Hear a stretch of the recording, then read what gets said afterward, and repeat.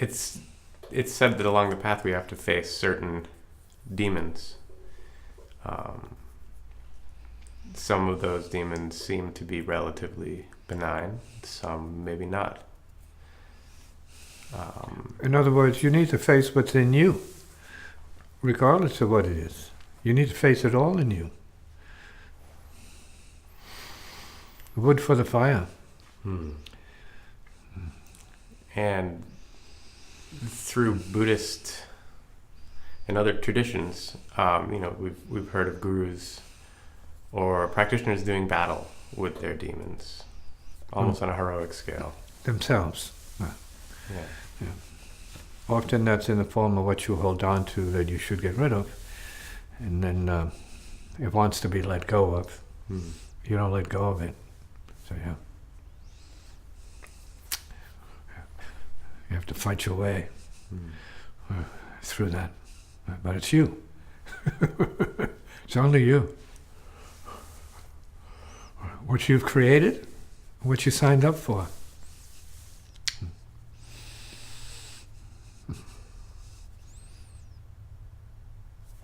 Yeah. You get what you signed up for. You've also mentioned that there is a level from which all of these problems are already gone. It's already done. It's a theory. Right. A few people know that. Most people don't. Most people wish their karmas were gone. They don't know how to get rid of them. They don't quite know exactly how the karmas are put there. They don't see that they're the source of their karmas, and that's their own solution.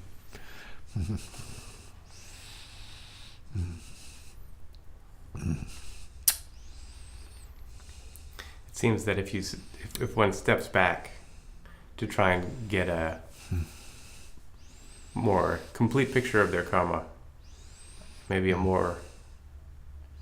a perspective from which the karma can be released. It seems like that can... It's not going anywhere. We can say release, but it's not going anywhere.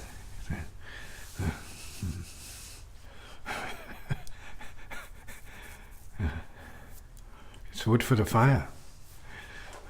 No wood, no fire. No karma. No liberation.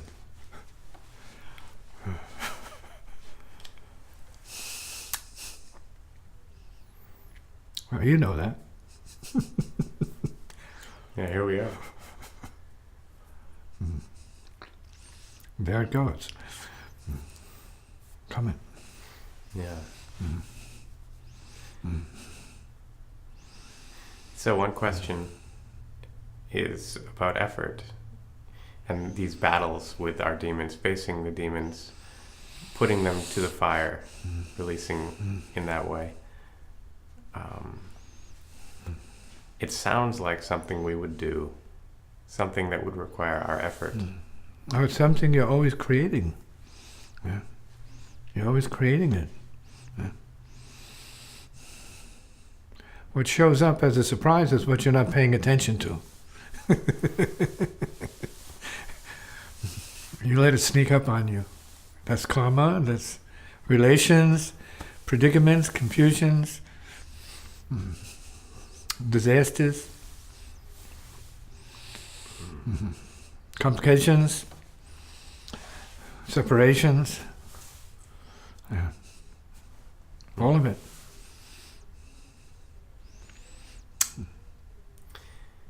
And so is the practice then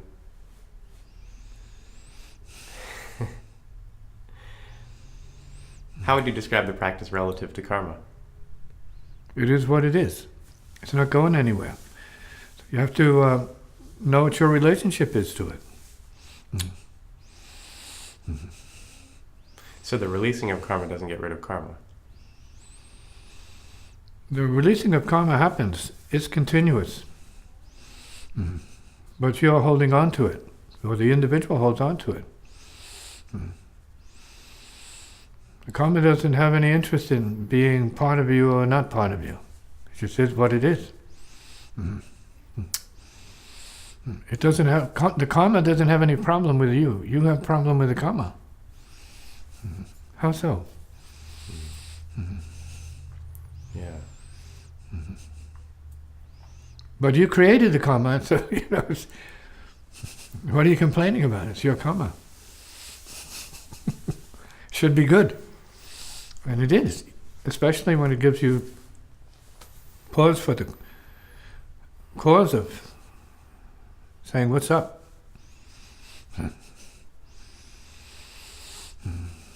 Why is this so? Well, you have to own it, because you created it. So you need to know what of the karma you've created you can use, and what of that very same creation you can't use or shouldn't use. We have to go beyond.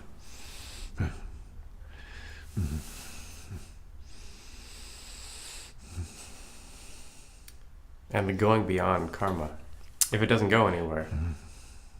That means you have to go beyond the preoccupation with it. Karma's there, but you're preoccupied with it, as if yourself has more to do with it or less to do with it. And so there's the tension. What you make of it. As soon as you stop making nothing of it, where's the karma?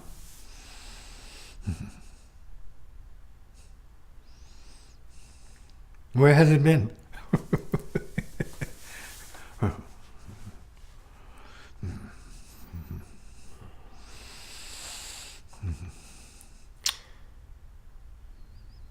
And this... So from a certain level, there is no karma. But again, that's not your experience, necessarily. When it is your experience, you may not have any questions. You may not seek for more sophisticated, elaborate, or hip answers. Or it's the self doing that. The self wants to be entertained and impressed. It's looking for a big punch. A whack over the head. And say, wow, that was good. Yeah, there's nothing. Is the conversation about karma entirely separate from the conversation about enlightenment? Are they Same thing. Same thing.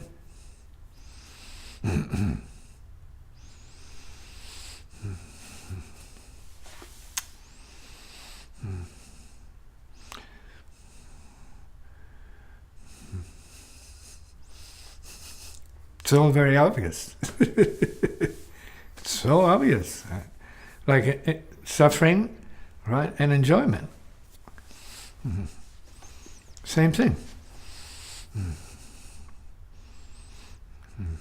Suffering and enlightenment, same thing.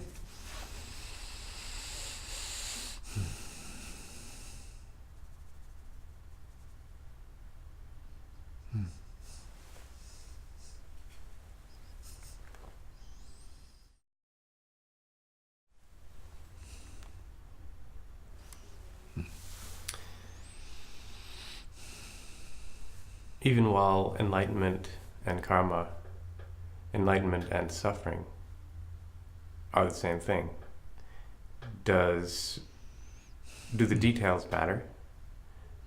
It seems like there is a tendency and an interest to work in smaller bites, maybe. For beginners, everything is the way it is. For mature practitioners, nothing is the way it is.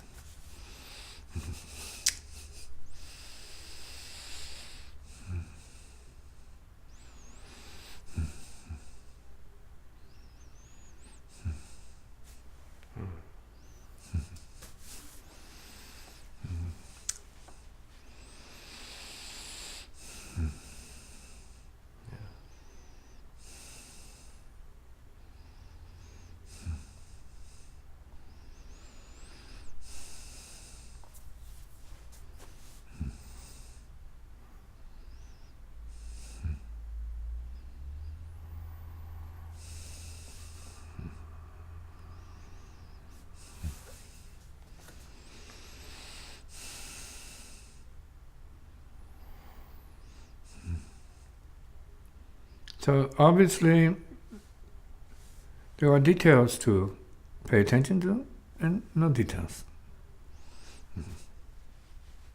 Something and nothing. Maybe the something of nothing, the nothing of something.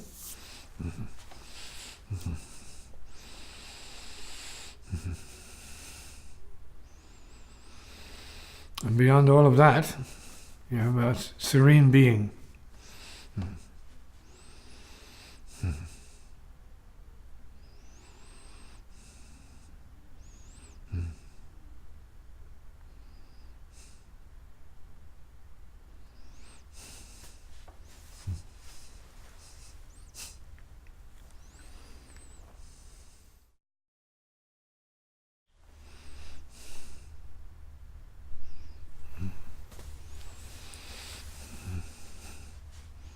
Serene being, as you describe it, seems to mean something above the plane of self and action and no action. Yeah. It's all action. Well, it's free action. It's free action. Yeah. Self has nothing to do with it. It's just free action. You go to the bathroom, it's not a negotiation with your body parts. It happens. It's gone.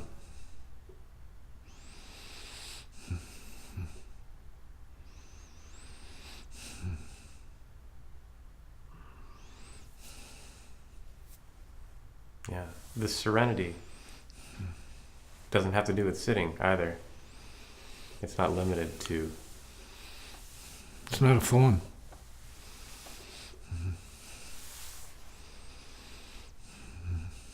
It's not your body. It's nobody. No thing, nobody. No one. It all begins right there.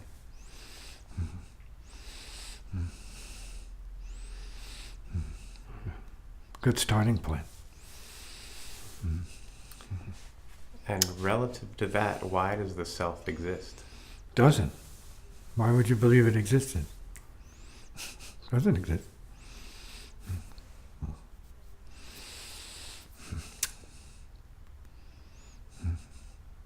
When did you ever hear in the 7 or 8 years you've been around here that it had any existence?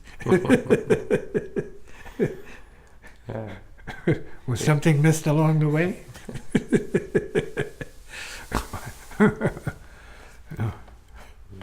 Yeah.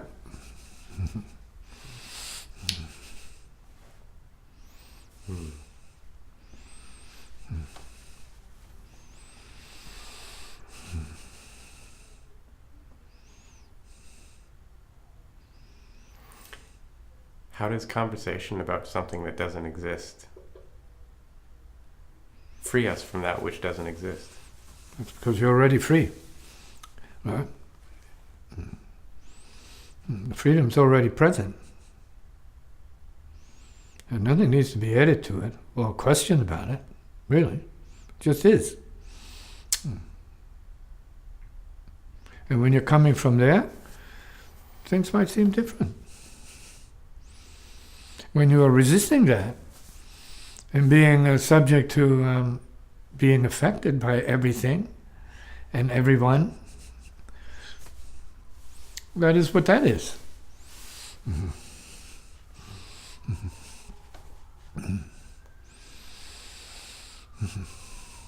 And so in the Dharma, you're asked to awaken to what it is. And who it is, how it is, and why it is, where it is, as it is. And so it's super direct. Super. It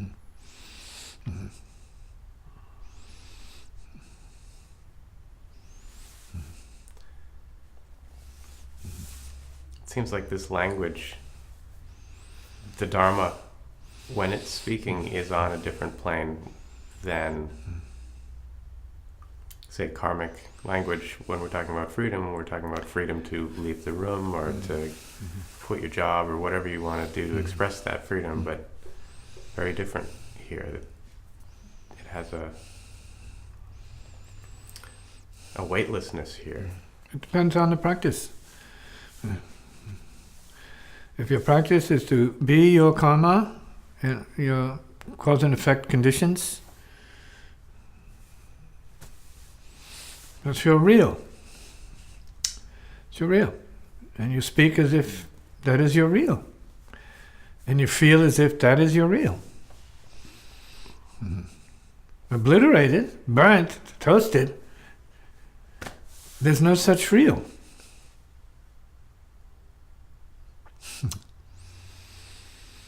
And from this no such real, everything else is given its due, its relative due. But not necessarily as a consequence. But in terms of a process.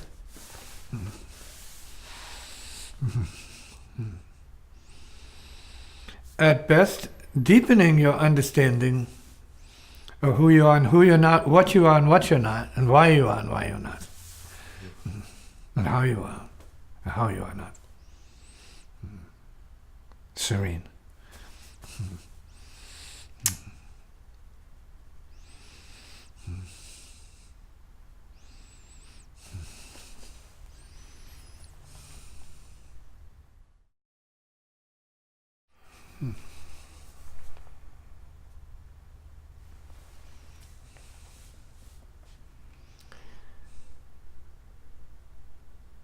My whatever you call it, the experience of sitting and hearing you describe the is and the is not, and the serene, which is neither and both,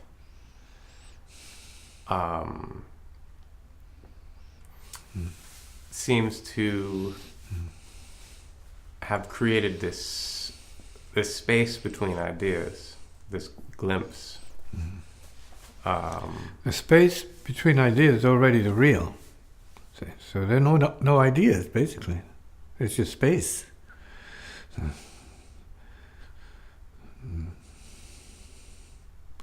So we could say that an idea that comes from space is still space. It's not other than space.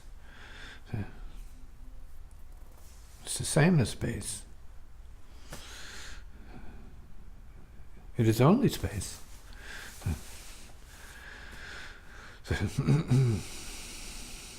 True space. No space. All space.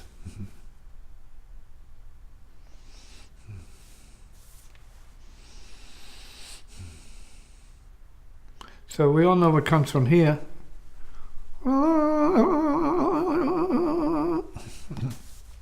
And we need to know what comes from here. So speak from there.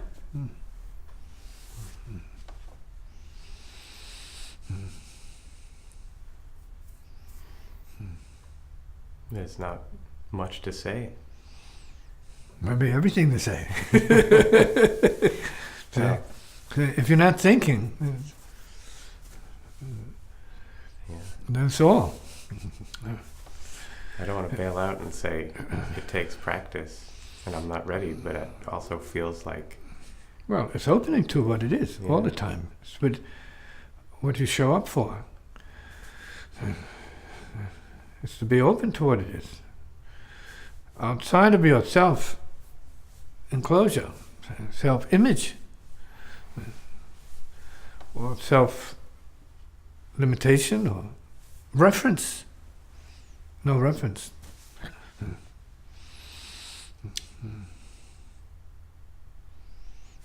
No reference.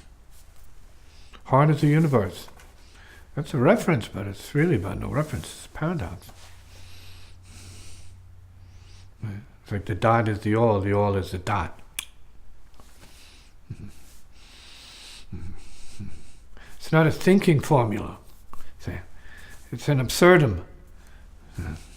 So thinking can go somewhere else.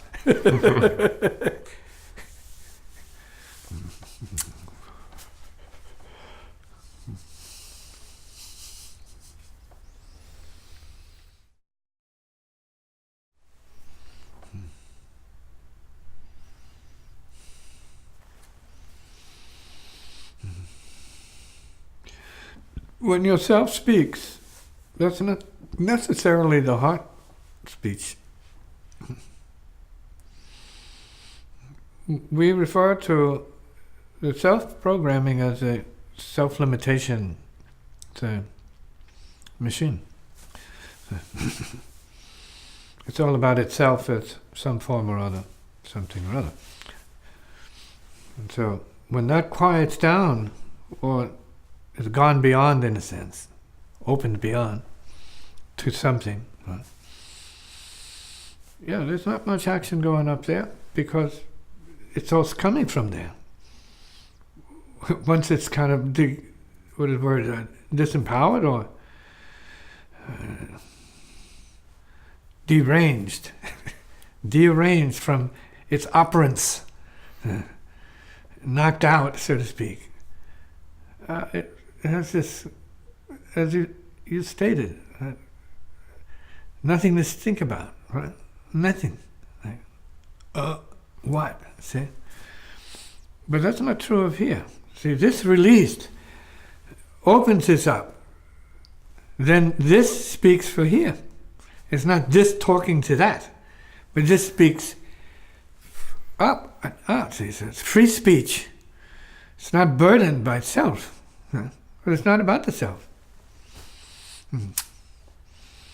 That's the difference between a dharmic view or transmission of what it is and someone thinking about what it is, or could be, what it could be, what it should be, how it might be, could it be, and so on and so forth. So it's not speech, it's not even thinking. Depends on where it's coming from.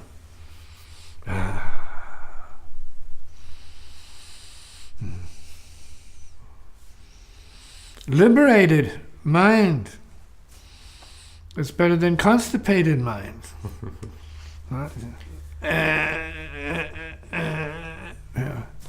Which is not real. It can see itself and let go of itself. It can be beyond itself. The fundamental reality is we are awakeness already. Awake. Void.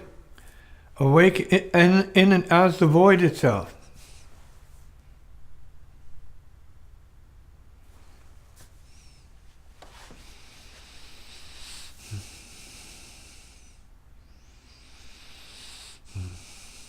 So in that recognition, cognition, or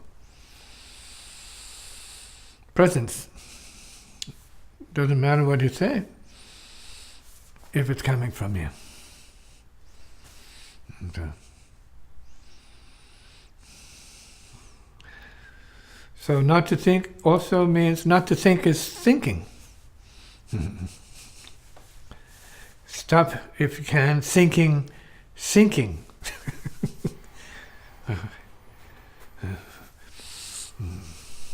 And you can think, if you can, breathing.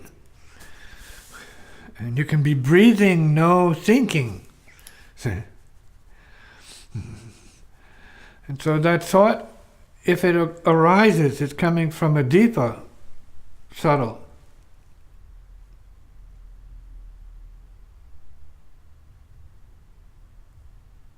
Is.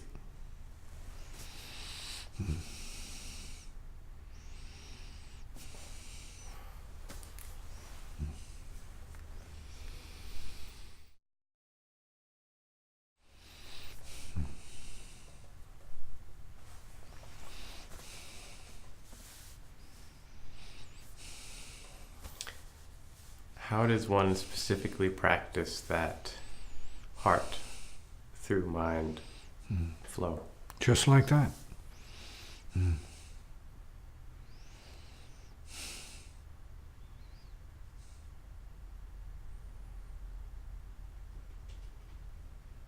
It's not like something yourself does.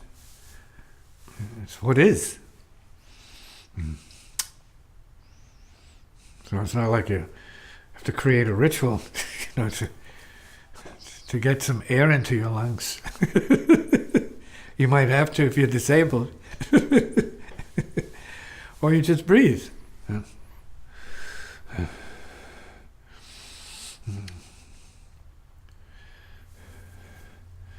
There's an arising certainty that the system's okay. It's okay to breathe. Air's all right, safe to breathe. Similarly, for deeper states, it's okay to be open to that. It's okay to be that. Not to outthink it or manipulate it. It's already present. Silence is always present. It's not somewhere else.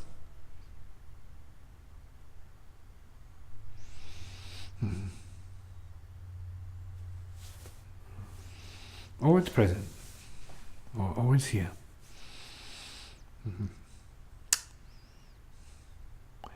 And always here. Already gone. Then you have peace. Peace to body, peace to speech, peace to mind.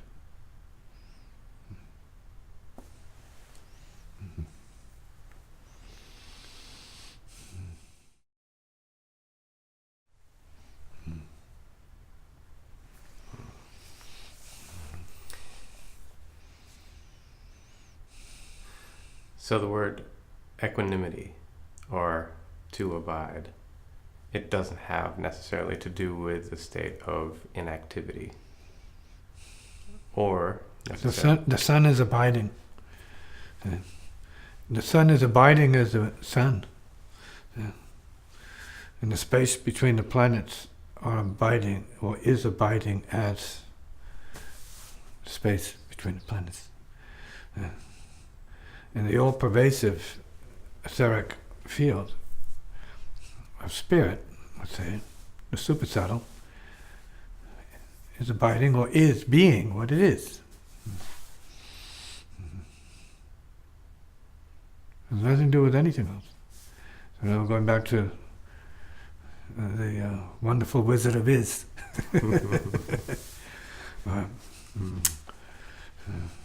It is. So it's all this practice simply to get to a point where we abide as ourselves? Not as yourself. That's your word. See, that's your limit.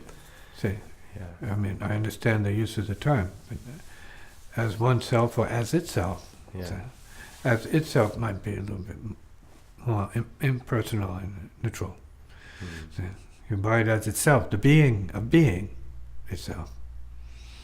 But that's always happening anyway, so it's not like it's a goal. It may be the source of what it is. So the idea is source-ness.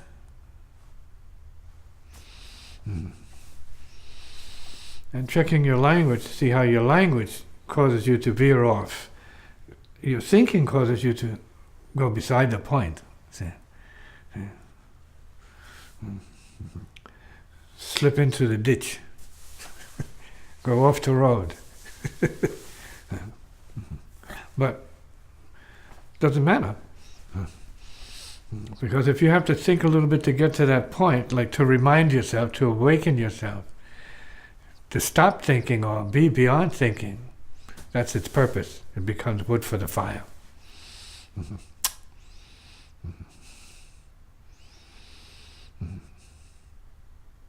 Think a little bit then, and let it go.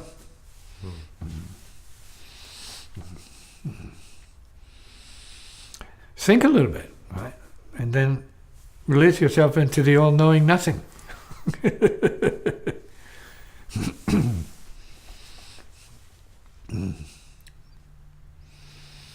Let it eat you up.